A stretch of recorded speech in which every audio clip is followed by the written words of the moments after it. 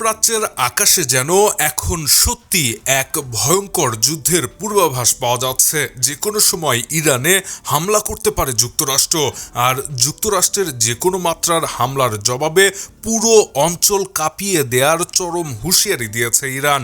বৃহস্পতিবার পারমাণবিক আলোচনায় তেহরান চুক্তিতে রাজি না হলে সরাসরি সীমিত সামরিক হামলার ছক কষেছেন মার্কিন প্রেসিডেন্ট ডোনাল্ড ট্রাম্প। এই চরম আলটিমেটাম বাস্তবায়নে ইতিমধ্যে মধ্যপ্রাচ্যে নজিরবিহীন সামরিক শক্তি বৃদ্ধি করেছে ওয়াশিংটন।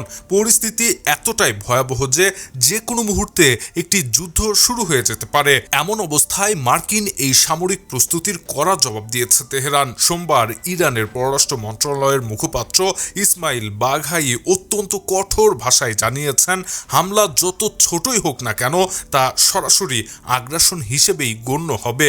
আত্মরক্ষার অধিকার থেকে এই আগ্রাসনের এমন এক ভয়ঙ্কর জবাব দেওয়া হবে যার জন্য যুক্তরাষ্ট্র মোটেও প্রস্তুত নয়। ওমানের মধ্যস্থতায় সুইজারল্যান্ডে দুই দেশের মধ্যে দ্বিতীয় দফার পরোক্ষ আলোচনা শেষ হলেও উত্তেজনা এখনও কমেনি। বৃহস্পতিবার পরবর্তী আলোচনার দিন ধার্য থাকলেও যুক্তরাষ্ট্রের নীরবতা এক অজানা আতঙ্কের জন্ম দিয়েছে। এই ভয়ঙ্কর পরিস্থিতির মাঝেই ইউরোপীয় ইউনিয়নের পররাষ্ট্র নীতি বিষয়ক প্রধান কাজা কালাস চরম উদ্বেগ প্রকাশ করেছেন।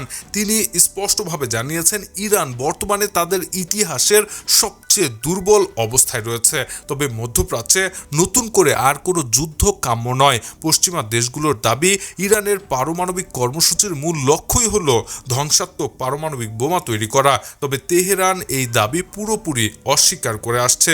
একদিকে যুক্তরাষ্ট্রের সামরিক হুঙ্কার, অন্যদিকে ইরানের চূড়ান্ত পাল্টা জবাবের প্রস্তুতি। দুই পক্ষেরই এই অনড় অবস্থানের কারণে পারমাণবিক আলোচনার চেয়ে এখন সরাসরি সংঘাতের আশঙ্কাই সবচেয়ে বেশি ঘনীভূত হয়েছে। এই উত্তেজনার পারদ কমার তো কোনো লক্ষণ দেখা যাচ্ছেই না, বরং পুরো বিশ্ব এখন একটি মহাযুদ্ধের আতঙ্কে প্রহর গুনছে।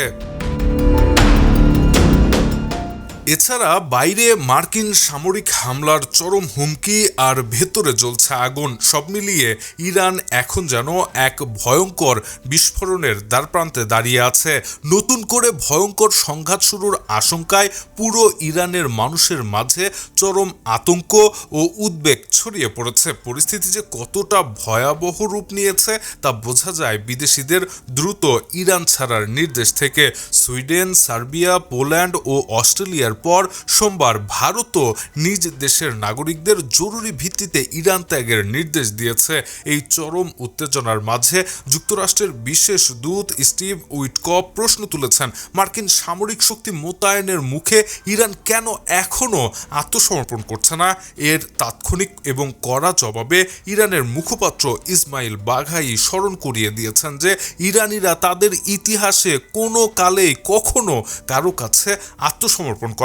তবে বাইরের শত্রুর চেয়েও ইরানের ভেতরের পরিস্থিতি এখন অত্যন্ত ভয়াবহ। আন্তর্জাতিক মানবাধিকার সংস্থাগুলোর মতে ইরানের সরকার বিরোধী বিক্ষোভ দমনে নিরাপত্তা বাহিনী হাজার হাজার মানুষকে নির্মমভাবে হত্যা করেছে।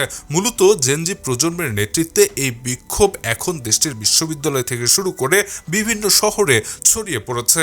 কঠোর দমনপীড়ন এবং গ্রেপ্তারের হুমকি সত্ত্বেও সরকার বিরোধী এই আন্দোলন কোনোভাবেই থামানো যাচ্ছে না। একদিকে পারমাণবিক ইস্যু নিয়ে ট্রাম্পের সামরিক হামলার হুমকি, অন্যদিকে দেশের ভেতরে সাধারণ মানুষের এই লাগামহীন গণবিক্ষোভ। সব মিলিয়ে ইরান বর্তমানে তাদের ইতিহাসের সবচেয়ে দুর্বল ও বিপজ্জনক সময় পার করছে।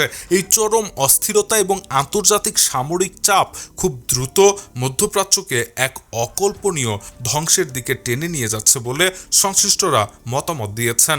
Shahriar Alam, EBD news.